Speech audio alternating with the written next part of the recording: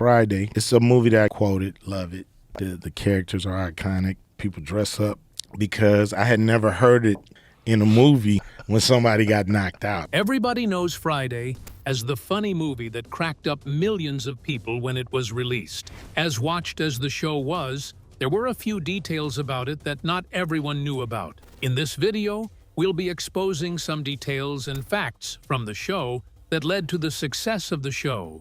Some of them might just blow your mind. Number 15, the $3.5 million budget. It's no news that Hollywood is known for spending huge amounts of money on movie productions that end up being forgettable as time goes. However, Friday is the complete opposite, as it had only a tiny budget of $3.5 million. While that might sound like a lot of cash to the average person, in the movie business, it is almost nothing. Even in the 90s, this was considered a shoestring production. The production company, New Line Cinema, now Warner Brothers, was very skeptical about the project at first. Executives at the time believed a movie about life in South Central had to be full of tragedy or extreme violence to be successful. They didn't understand why Ice Cube wanted to make the show comedy. To be able to fit the budget with the show's production, they had to move at a breakneck pace. This meant they only had 20 days to film the entire movie. And it worked. The cast and crew worked round the clock just to stay on schedule. Not everybody would have successfully shot a show like that with such limited budget and time constraints, but with a few smart decisions, they were able to make it work. One of such decisions was letting F. Gary Gray direct the show. With his background as a music video director, it turned out to be the movie's saving grace. He knew how to visualize a shot and capture it quickly without needing dozens of takes. Since there was no money for fancy sets or sound stages, they filmed inside real houses on a residential street. The crew was so small that there was no room for big egos. Even the lead actors had to help move equipment or shift furniture to get the next scene ready. The budget limitations became the movie's secret weapon as they forced a level of intimacy and realism that big-budget films often lack. But the budget wasn't the only thing being stretched. The actors had to get creative with their wardrobe in ways you wouldn't believe. Number 14, the one-shirt wonder. If you've watched the movie, you will notice that Craig never changes his clothes. He spends almost every single minute of the film in a blue plaid shirt and dark pants. Since the story takes place over the course of one long Friday, there was no logical reason for him to change. Yet, this created a very specific challenge for the crew. Because the budget was so tight, the wardrobe department only had 2 identical versions of that specific shirt. This single-day timeline required some intense attention to detail that viewers usually miss. Every single morning during the 20-day shoot, the actors had to be groomed to look exactly as they did the day before. This meant the stylists had to recreate specific sweat patterns on their clothes and make sure their hair was perfectly messy in the same way. Ice Cube has joked in many interviews that by the time they reached the final week of filming, that blue plaid shirt had basically become another character in the movie. The choice of the blue plaid was actually very intentional, as the filmmakers wanted Craig to look like a typical everyday guy. They avoided sports jerseys or specific colors that might be associated with local gangs at the time. They wanted him to feel like a regular guy that anyone could relate to, regardless of where they lived. This lack of wardrobe changes worked in the film's favor. Without flashy outfits, the audience was forced to focus entirely on the hilarious dialogue and the natural chemistry between the actors. Another fun fact about this outfit was that Ice Cube's son, O'Shea Jackson, also wore the same outfit in the 2015 movie Straight Outta Compton, where he played a version of his father. While Cube was busy staying in one shirt, his co-star Chris Tucker was busy making peanuts compared to his future stardom, leading us to the next fact. Coming in at 13, Chris Tucker's low paycheck. Even though Chris Tucker was the undisputed breakout star of the movie, he was reportedly paid somewhere between $10,000 for his role as Smokey. At the time, Tucker was making a name for himself as a rising stand-up comic on shows like Def Comedy Jam. However, he had zero leverage as a leading man in a major motion picture. To the studio executives, he was an unproven talent who had never starred in a film before. This relatively small paycheck eventually became a huge point of discussion when the sequels were being planned years later. While Tucker has mentioned in interviews that his decision to walk away from the franchise involved his personal religious beliefs and a desire to move away from substance-related humor, the low initial pay certainly did not help the negotiation process. The producers had to be extremely careful with every single dollar they spent on the original production.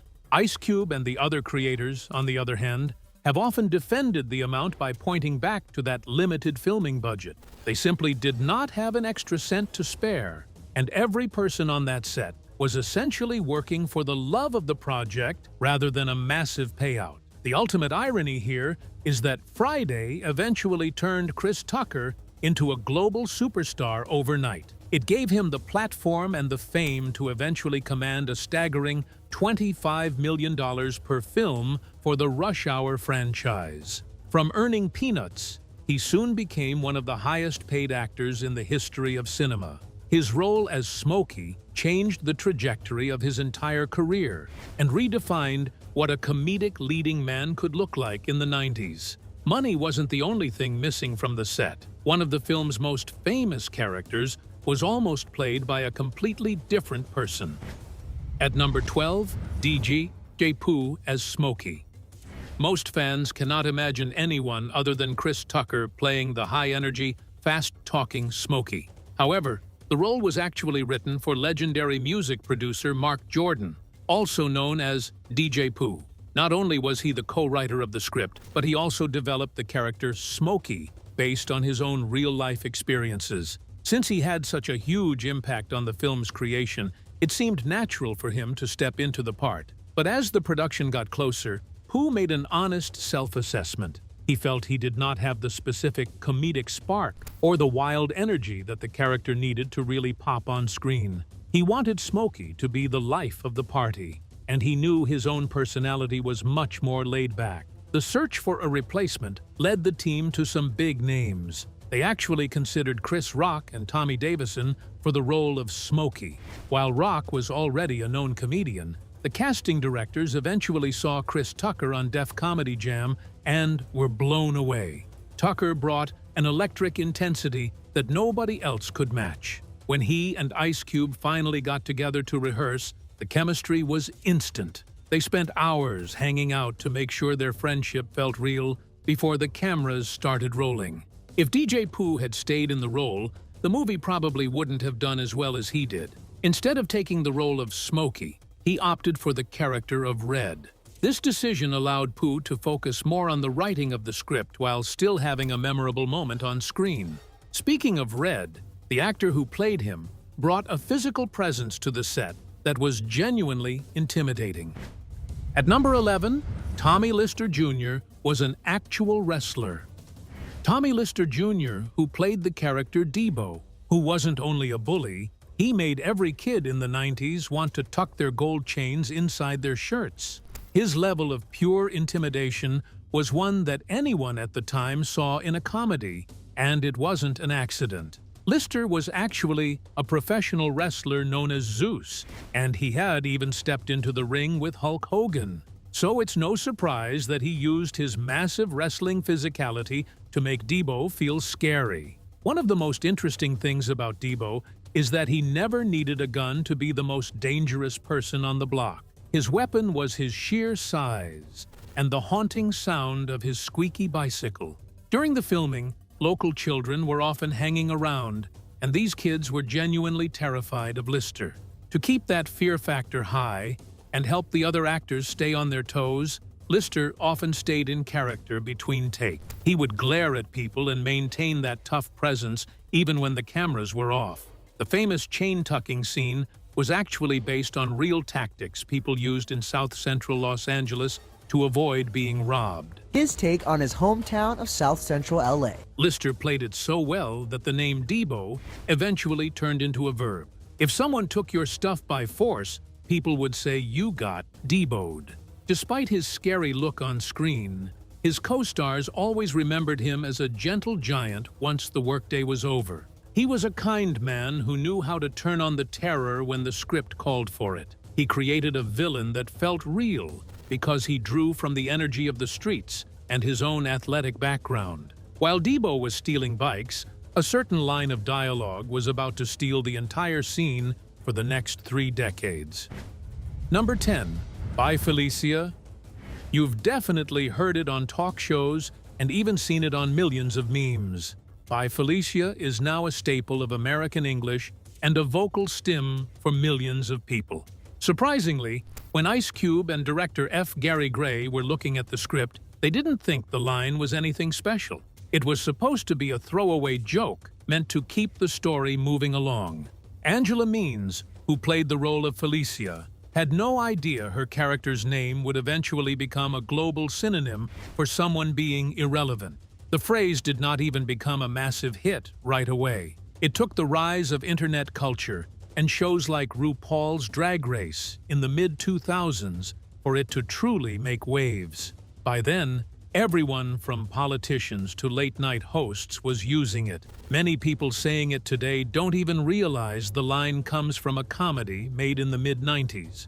It has become so common that the original context is often lost. There is a deeper side to this famous moment, though. Angela Means has spoken about how she approached the character with empathy. She saw Felicia as a tragic figure rather than a simple punchline. During the 90s, many neighborhoods were struggling with the crack epidemic, and Felicia represented someone caught in that difficult cycle. While the audience was laughing at the dismissal, the actress was portraying the very real sadness of someone who had lost their way. This balance of comedy and tragedy was a fine line, especially when filming in a neighborhood that wasn't a movie set. Landing at number 9, 126th Street. Apart from the actors and characters, there were interesting facts about the set that we have to talk about, except it was not really a set at all. Most movies are filmed on Hollywood sound stages with fake walls and controlled lighting, but Friday was different. 20 years later, and Friday has become more than a stoner flick, it's a classic. It was filmed almost entirely on 126th Street, between Normandy and Vermont Avenues in Los Angeles. Director F. Gary Gray grew up in this exact area, and he refused to compromise on the location. He wanted the movie to feel 100% authentic. He was not looking for a polished or fake version of the city. All he wanted was the grit and the soul of the real South Central. To make this work on a tiny budget, the production had to get the neighbors involved in a big way. They actually paid local residents to keep their cars parked in their driveways all day long. This helped the crew maintain visual consistency so a car would not suddenly disappear or change positions between scenes. Since the neighborhood could be a bit rough back then, the production made a very dangerous move. They reportedly hired local gang members to provide security for the set. Instead of using a standard corporate security firm, they gave these guys extra work as background actors or provided food in exchange for keeping the area safe. This created a peaceful environment where the whole community felt invested in the success of the movie. Interestingly, the crew actually had to beautify some of the houses before the cameras rolled. The media at the time often portrayed South Central as a war zone, yet the filmmakers wanted to show a normal, working-class neighborhood. They painted some fences and cleaned up specific yards to showcase a place where people took pride in their homes. Of course, you could not escape reality completely. Filming was often interrupted by the sounds of the city. Police helicopters and loud sirens frequently blared in the background. This forced the actors to stop and wait for the noise to pass before they could finish a take. Today, that street is a legendary landmark, where fans still come to visit the house used as Craig's home to take pictures and relive their favorite movie moments. Living on that street meant dealing with some eccentric neighbors, and none were more iconic than Pops. Number 8. John Witherspoon's improv mastery. John Witherspoon, who played Mr. Jones, better known as Pops, had a different plan from the one the writers had for his character. In most of his scenes, he improvised a lot more than usual, placing him as a strong creative force. Soon after, he was allowed limitless creative freedom to ignore the script and riff whenever he felt like. This freedom led to some of the most iconic moments in cinema history. For example, the famous warning about not going into the bathroom for 35 to 45 minutes was entirely made up on the spot. Don't nobody go in the bathroom for about 45 minutes. His comedic timing was so sharp that it actually became a physical challenge for the production crew. The camera operators often found themselves shaking with silent laughter while he was performing his scenes, and they had to fight to keep the shot steady because Witherspoon would say something unexpected that caught everyone off guard. Beyond the jokes, his character served a very important purpose for the story. He was the old-school father trying to pass down some wisdom and morals in a neighborhood that felt increasingly chaotic. He wanted Craig to be a man of character, even if his advice came wrapped in layers of sarcasm and exaggerated facial expressions. Ice Cube has often called him the heartbeat of the movie's comedy, especially as his presence allowed the younger actors to play their roles straight while he provided the big, energetic laughs. This worked perfectly because of his chemistry with Anna Maria Horsford, who played Mrs. Jones. Together, they created a realistic mom and dad dynamic that audiences recognized from their own lives. They grounded the movie in a sense of family that kept it from being a simple series of sketches. But while the parents were providing the laughs, the soundtrack was providing the soul and breaking records in the process. Number 7. The soundtrack went multi-platinum. The Friday soundtrack wasn't merely a collection of songs. It was a massive cultural event that reached the #1 spot on the Billboard 200 and eventually went double platinum. This was an incredible achievement for an independent film with such a small budget. A huge part of that success came from Dr. Dre's hit song, "Keep Their Heads Ringin'." That track became a staple on the radio and helped introduce the world to the specific West Coast sound known as G-Funk. Ice Cube was a genius when it came to picking the music.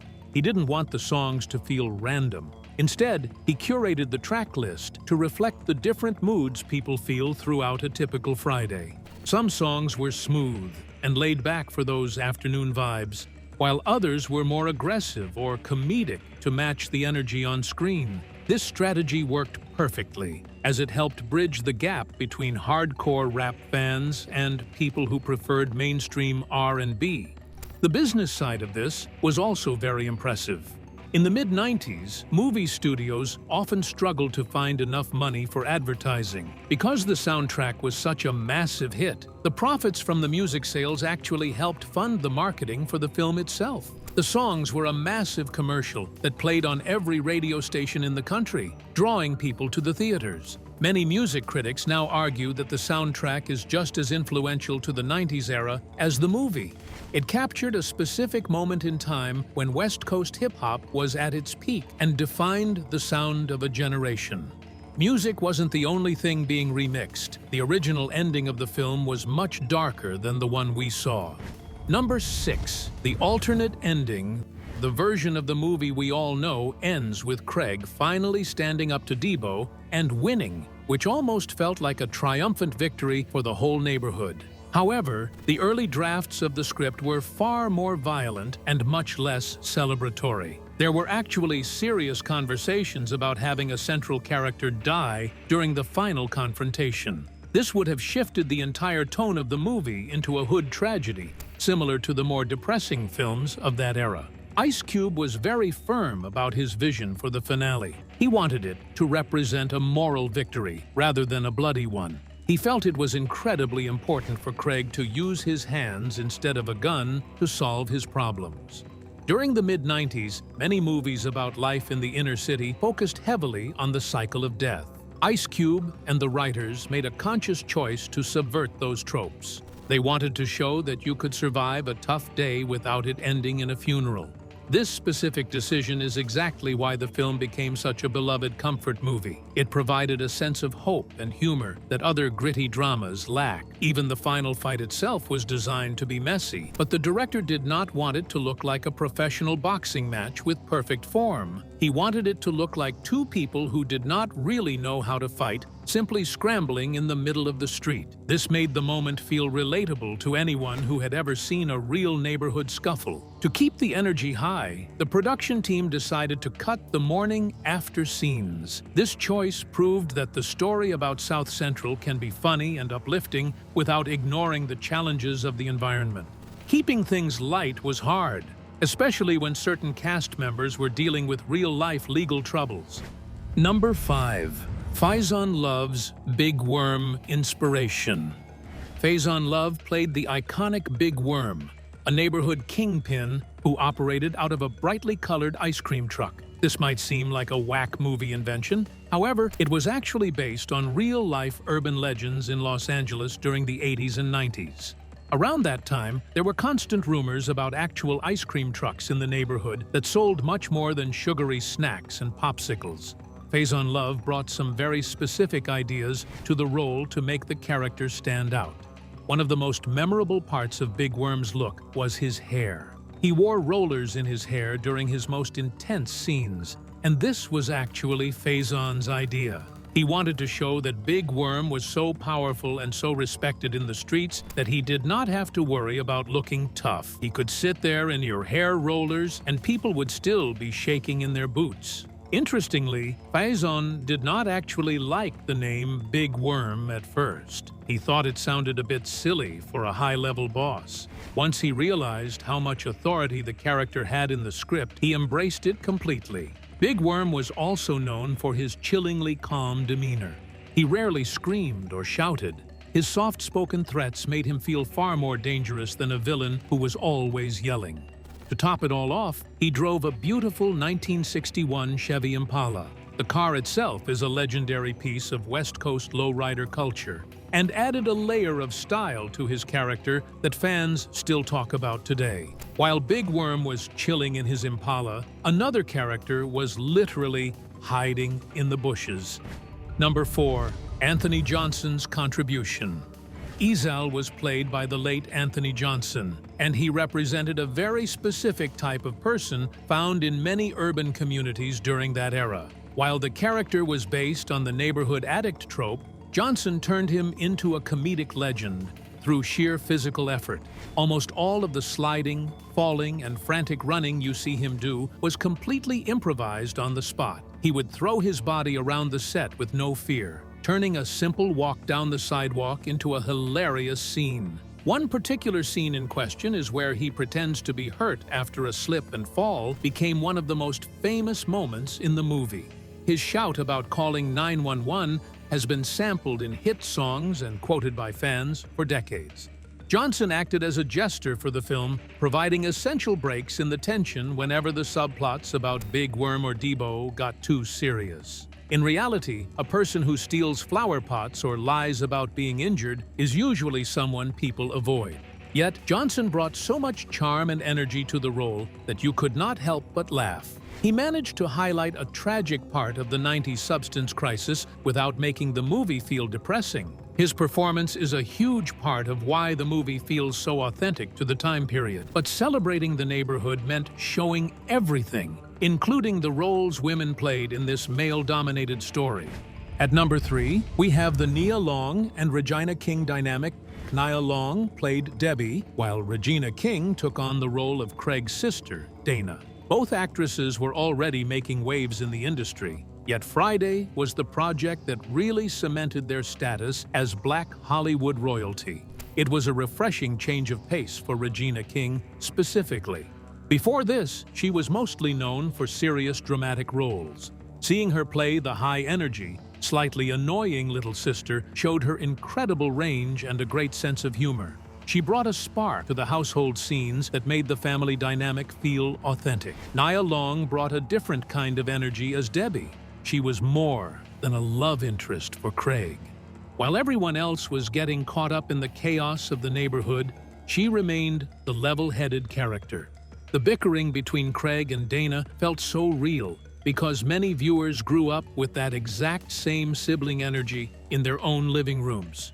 Both actresses have shared in interviews that working on the movie did not feel like a typical job because everyone was so close. The set often felt like a big family reunion where everyone knew their role and supported one another. Their involvement was a smart move for the production. It helped the film appeal to a much broader audience, especially women who might not have been interested in a standard rap-heavy story. These two women provided the heart of the film, showing the daily life in South Central needed strong female voices to truly represent the community. They were the perfect additions to a cast that was already overflowing with talent. Despite the success and the family vibes, the original Smokey would never return for a sequel, and the reason is surprising. Number 2, Chris Tucker said no to the sequels. When the sequels Next Friday and Friday After Next hit theaters, there was a massive hole in the story.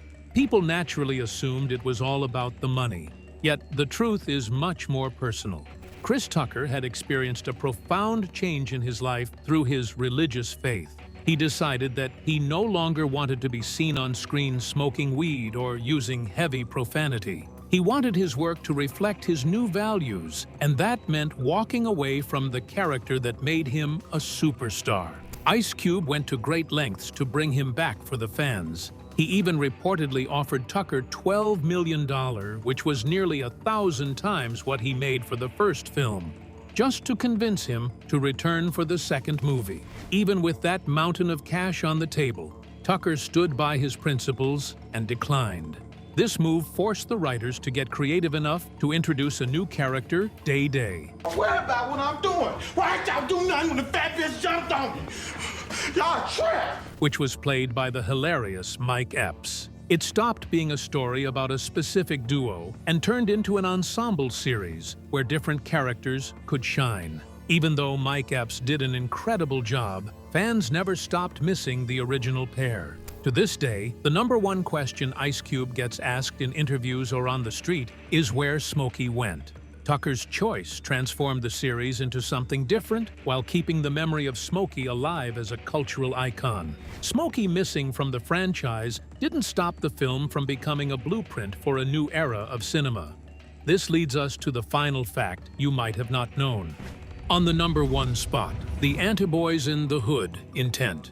The true purpose behind the creation of Friday was to act as the Anti-Boys in the Hood. Ice Cube wrote the script because he was frustrated with how the media portrayed his home. He was tired of people thinking South Central Los Angeles was only about violence and tragedy. This movie was a direct challenge to the heavy drama found in films like Menace to Society. You know what you want, dog? Go ahead and give me that 08. Proving that black stories did not need to be centered on trauma to be a massive commercial success.